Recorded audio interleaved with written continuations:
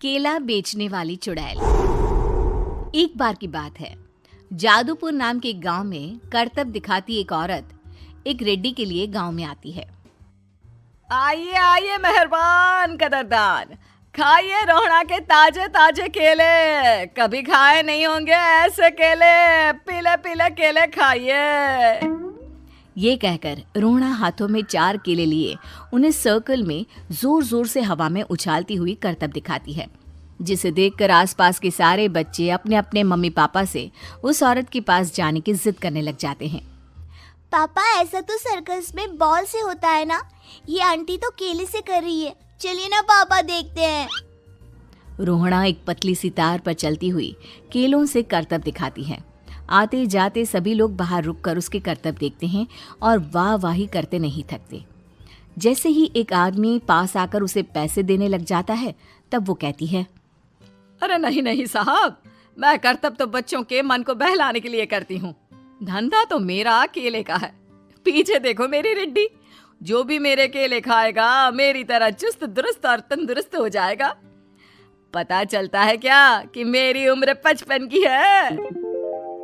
अरे पर ऐसे ठंड के मौसम में कोई केला क्यों खाएगा? ये ऐसे वैसे केले नहीं है साहब, ये शरीर में गर्मी देते हैं। ठंड को दूर भगाए जो भी रोहिणा के केले खाए। पापा, अगर मुझे केले नहीं मिले तो मैं घर नहीं जाऊंगी। तभी उसके पापा कहते हैं कि बेटा, केले ठंड में कभी गर्मी नहीं देते। ये सब कहने की बातें हैं, सामान बेचने का तरीका है इनका। पर पिंकी नहीं मानती। मैं केले खाऊंगी। पिंकी की जिद के आगे नत्थू हार जाता है और उसे केले खरीद कर दे देता है। पिंकी खुश होकर केले घर ले आकर खाती है। अब मैं भी करतब करूंगी, कितना मजा आएगा। जादुई केले। पिंकी पहला केला खत्म भी नहीं करती कि वो बेहोश हो जाती है। दूसरे केले से एक काला धुआं आता है और रोहड़ा चुड़ैल बनकर बाहर निकल आती है। मेरे भूतिया केले बच्चे न खाए, ऐसा हो ही नहीं सकता। जादूपुर वालों, कब तक बचोगे? आ गई हूं मैं रोहड़ा, जिसका कोई नहीं कर सकता सामना। रोहड़ा पिंकी को गोद में उठाकर काले धुएं में कहीं गायब हो जाती है। शाम के वक्त नत्थू घर लौटता है और पिंकी को घर में ना पाकर उसकी माँ से कहता है, माँ पिंकी कहाँ है? अरे बेटा, उसे तो तू सुबह करतब दिखाने ले गया था ना, फिर कहाँ वापस आए तुम दोनों?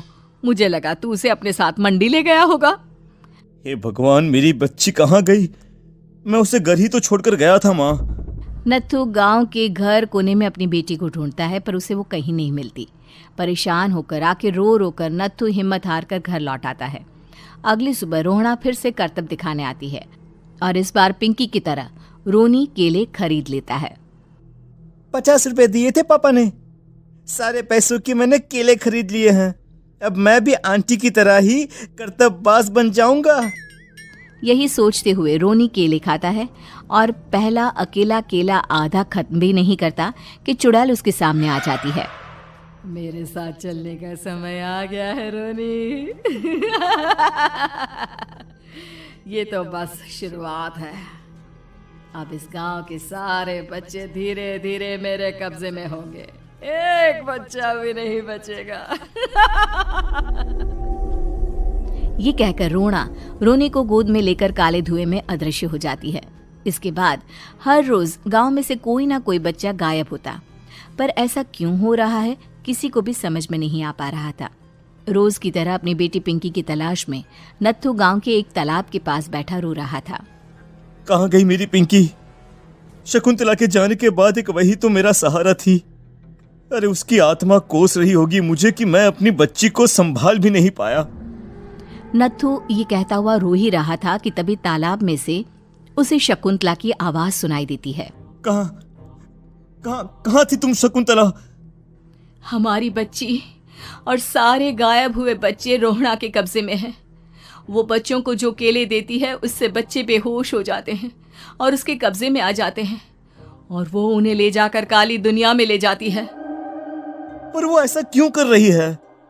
ये मैं नहीं जानती, पर उस दुनिया का रास्ता मैं आपको बता सकती हूँ। जहां ये नदी खत्म होती है वहां एक केले का पेड़ है, उसके नीचे एक दरवाजा है, वहीं से रास्ता जाता है उस दुनिया का। ये कहकर शकुंतला की आत्मा गायब हो जाती है। गांव के सभी लोग झुंड बनाकर उसी रास्ते से काली दुनिया में चले जाते हैं और वहां देखते हैं कि सारे बच्चे वहां काम कर रहे थे। पापा मुझे ले चलो यहाँ से। पापा पापा। सभी बच्चे अपने मम्मी पापा से लिपट जाते हैं। तो तुम लोग यहाँ तक आ गए? क्यों हमारे बच्चों को पकड़ लिया तूने? तुझे शिकार ही बनाना है तो ले, हम सब आ गए हैं, हमें खा ले। नहीं, मुझे बच्चे चाहिए। मेरे बच्चे के बदले तुम लोगों के बच्चे। क्या मतलब? मैं इसी गांव में रहने वाली एक औरत थी। केले की चोरी के इल्जाम में मेरे बेटे को गांव वालों ने इतना मारा कि वो मर गया। उसी दिन मैंने ठान लिया कि गांव वालों का भी वही हाल करूंगी। कुछ दिन बाद बेटे के चले जाने के दुख में मैं भी मर गई और मेरी भटकती आत्मा एक चुड़ैल बन गई। और फिर मैंने बदला लिया तुम सबके बच्चे छीनकर। बर्दाश्त नहीं कर पाए ना? सोचो मुझ पर क्या बीती होगी। हमें माफ कर दो रोना। पता नहीं ये किसकी गलती थी, पर हम सभी माफी मांगते हैं। हमारी खुशियां लौटा दो, तुम भी तो एक माँ हो। गांव वालों की बात सुनकर रोना का मन पिघल जाता है और वो बच्चों को छोड़ देती है।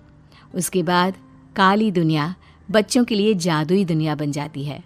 अब कोई भी कभी भी वहां आ जा सकता था।